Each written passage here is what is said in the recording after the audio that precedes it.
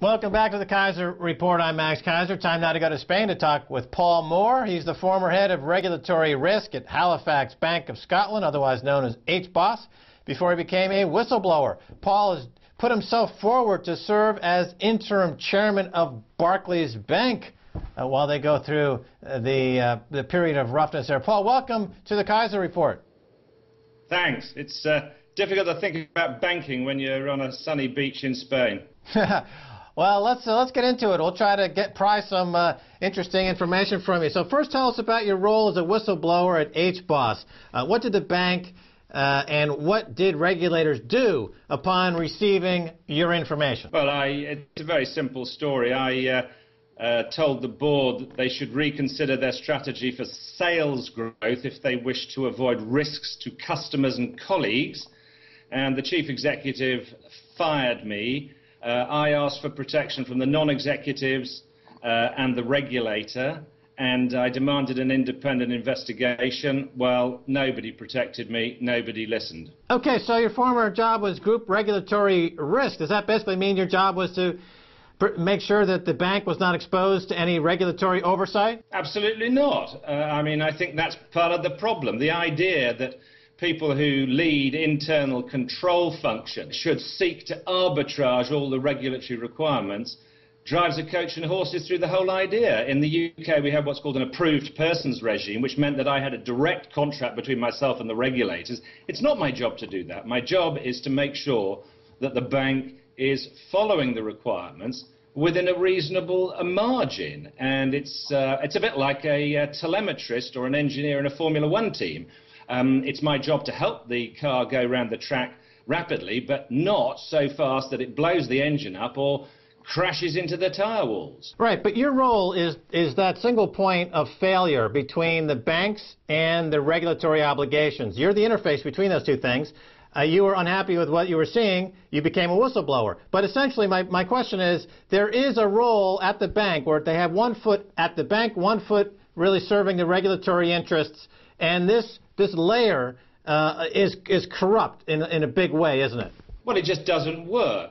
Imagine if I'm reporting to the executive and they disagree with me and they have the power over my life or death, it's not going to work. So I've made very simple recommendations, which is control functions, that's risk, compliance, internal audit, should never report to the executive, should always report to the non-executive, and that there should be new policy around whistleblowing for those types of people that means they cannot be fired without a proper meeting of the non-executives, and that removal must be approved by the regulator. Otherwise, the system fails, as you said. All right, now, Paul, what percentage of those working in regulatory oversight and compliance in the industry are clean? That is to say, they're not corrupt. When I was working on Wall Street, for example, at Payne Weber and Oppenheimer and Shearson, every year at Christmas time, I would bribe our compliance officer, as did every broker at these firms. There was known that the compliance officer was crooked. You give him a big enough Christmas bonus,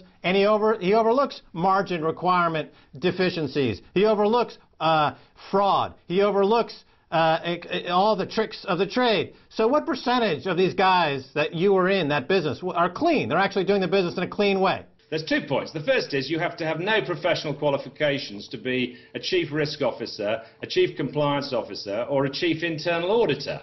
And so that's one thing. The second thing is if you report to the executive, well, hang on a second, you stick your head above the parapet and the messenger gets well and truly shot.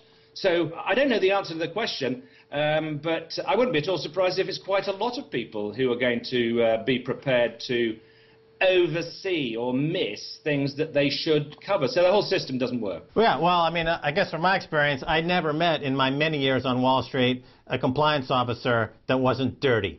Now, since you blew the whistle, Paul, the entire banking system has gone into meltdown caused by the fraud that you warned about. Of this financial crisis, you said, quote, "The banking crisis isn't just about becoming poorer, it's about killing people. We never held anyone to account. We haven't done the radical reforming job we needed to do." Can you talk a little bit about that, Paul Moore? Yeah, number one, everybody says and thinks the banking crisis is just about money. Well, money affects people's lives. The United Nations have estimated that the banking crisis drove 100 million people back into poverty around the world. The mortality statistics and morbidity statistic, that means the number of extra people who die and the number of extra people who are ill, rises dramatically when you're in poverty. And so I don't know the exact number, but I would be very surprised if the banking crisis didn't kill more people than any single conflict since the Second World War. So that's the first point. What was the second point you were asking me about? Oh, well, you were talking about the banking crisis, in fact, part and parcel killing people. Yeah. We never held anyone to account, and we haven't done the radical reforming we need to do. Well, I think The Inside Job, that fantastic film, demonstrated the point. Who's in charge of the democracies, the big democracies where financial services go on in the world? Well, it's certainly weapons, oil, financial services, pharmaceuticals, etc. It's not a democracy, it's a corporatocracy. So it's an inside job. We've got a situation in which we cannot get to the bottom of things because those with the vested interests in maintaining the status quo and avoiding their own accountability are in charge of everything. They've got the money. They fund the political parties. I know it's written into the US Constitution, private funding of political parties, but frankly, I think it creates a level of corruption that is very serious for the world. It's really just wrong. The vested interests have protected themselves from being held to account. They've protected themselves from a proper, detailed forensic investigation, and they've protected themselves from any proper reform. So it's just wrong. All right, now you mentioned that this crisis has put 100 million people or more into poverty. Of that group, a certain percentage will die. You make this point very clear. Not since World War II have we had this type of purposeful ushering into poverty by a corpocracy, a kleptocracy, a kakistocracy, if you will. My point has been, and I want your thoughts on it, because a lot of people in the U.S. mainstream media portray this as a victimless crime. I have stated that it is creating millions of victims. And if you use the World War II comparison, Paul Moore, is it wrong to say that this is essentially a financial holocaust? I think that's, I love the words you use. Yes, that's a brilliant way of putting it, and I subscribe to that view. Just even if you haven't died, even if you haven't become very sick because you've been driven into poverty, your life has been made miserable by the austerity thrown upon you by bailing out the banks and making the rest of us pay for it. You're right, it's a corporatocracy, not a democracy, and we've got to do something about it. We're only going to do something about it if we build a mass movement of people, do some Martin Luther King-like non-violent resistance actions. We're in a right old muddle, that's what we'd say in England. All right, now, Paul Moore, you say we need radical reform, but it's interesting, if you took away fraud, what would you have left? Wouldn't the UK banking system as we know it disappear? It's like a rusted out car. It has the shape of a car, but it's mostly rust. The UK banking system has the shape of a functioning banking system, but it's mostly fraud. If you took the fraud away, would there be anything left? Well, there'd be what there should be. Look, it's not just investment banks that have manipulated markets through proprietary trading.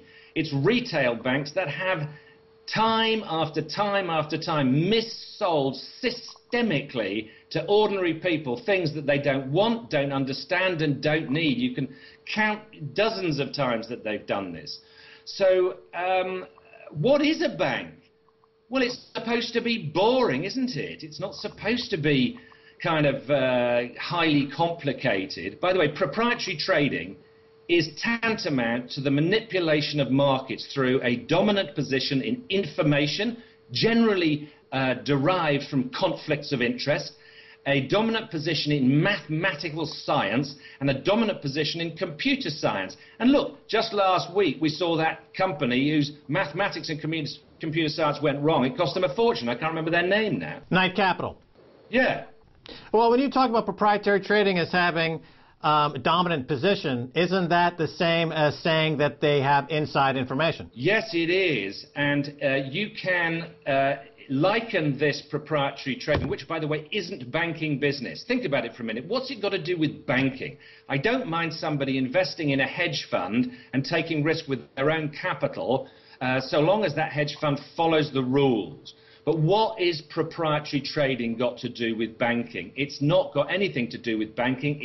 It's gambling. It's taking positions. Now, why can they make so much money out of it? Because they've got more information than anybody else. Where do they get it from? Generally from the inside in one way or the other. But they also use highly sophisticated mathematical models and highly sophisticated computer systems to do things, which means the rest of us cannot invest in the market properly. Now, they say, oh, well, hang on a second, it gives us liquidity. Well, hang on a second, we've got too much liquidity, and if you just think of shares and other financial instruments as, I don't know, chips in a casino, well, frankly, it doesn't do any good for anybody. So it's essentially gambling in a rigged market, which they rig. Go and ask any day trader, read the Big Short. It explains exactly what happens.